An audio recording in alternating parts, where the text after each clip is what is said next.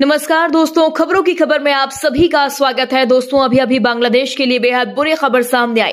बताया जा रहा है कि म्यांमार के रखाइन राज्य में विद्रोही अराकान आर्मी और जुंटा सेना के बीच चल रहे संघर्ष ने एक नया मोड़ ले लिया है। अराकान आर्मी ने रखाइन के महत्वपूर्ण क्षेत्रों पर कब्जा कर लिया जो बांग्लादेश के बॉर्डर पर है। यही नहीं, यह खबर है कि अराकान आर्मी ने बांग्लादेश के ज्यादातर हिस्सों पर भी कब्जा कर लिया है। ऐसे में अब खबर आई है कि बांग्लादेश बॉर्डर पर अराकान का नियंत्रण हो चुका है। दोस्तों, यही नहीं, खबर यह भी है कि अराकान आर्मी के संघर्ष ने बड़े पैमाने पर रोहिंग्या मुसलमानों और दूसरे अल्पसंख्यकों को रखाइन छोड़कर बांग्लादेश में शरण लेने के लिए मजबूर कर दिया।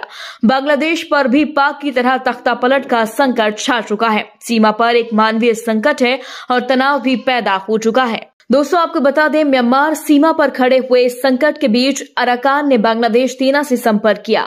दोस्तों, अराकान संकट के बीच महत्वपूर्ण आपूर्ति लाइनों को सुरक्षित करने और मानवीय प्रयासों को सुविधाजनक बनाने में बांग्लादेश का समर्थन चाहता है। दोस्तों, भारत से पंगा लेकर मोहम्मद यूनुस परेशान है क्योंकि बांग्लादेश में भी म्यांमार से आ रहे रोहिंग्या मुसलमानों के मुद्दे पर अराकान से बातचीत करना चाहते हैं, जिसके बाद बांग्लादेश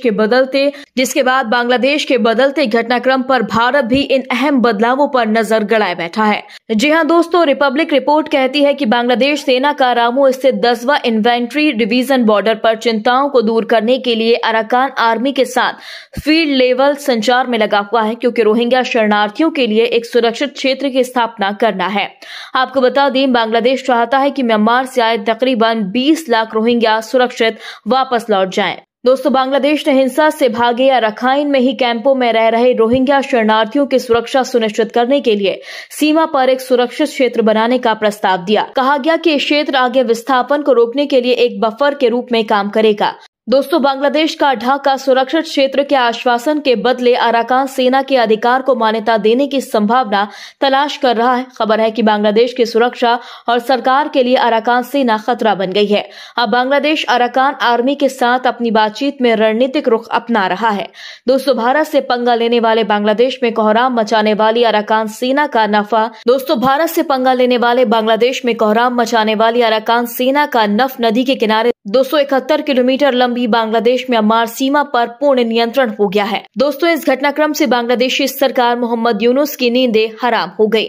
सीमा पर भारतीय सेना ड्रोन के बाद अराकान आर्मी से परेशान बांग्लादेशी अधिकारियों ने चिंता जाहिर की है।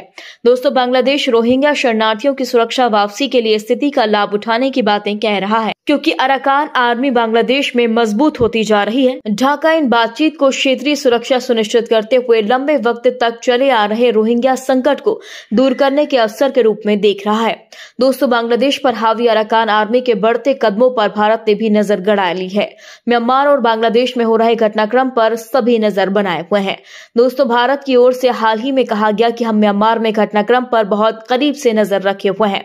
बांग्लादेश में तैनात भारतीय सूत्रों का कहना है कि भारत ने बांग्लादेश की हर नई उभरती स्थिति पर निगाह बरकरार रखी है, क्योंकि बांग्लादेश ने पूर्वोत्तर भारत, मिजोरम, मणिपुर और नागालैंड को बांग्लादेश का हिस्सा बताकर नए विवाद को जन्म दिया। भारतीय जमीन म्यांमार की सीमा से लगती है। ऐसे में म्यांमार का घटनाक्रम भारत के लिए भी शरणार्थियों की आमद और सुरक्षा के लिहाज से अहम है।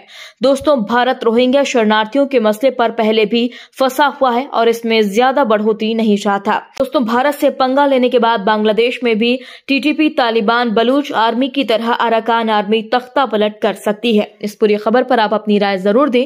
यदि आपने अभी तक हमारे चैनल को सब्सक्राइब नहीं किया तो प्लीज बेल आइकन दबाकर अभी हमारे चैनल को सब्सक्राइब करें। अगली ताजा खबर के साथ हम आपके बीच जल्द हाजिर होंगे। तब तक के लिए नमस्कार, जय हिंद।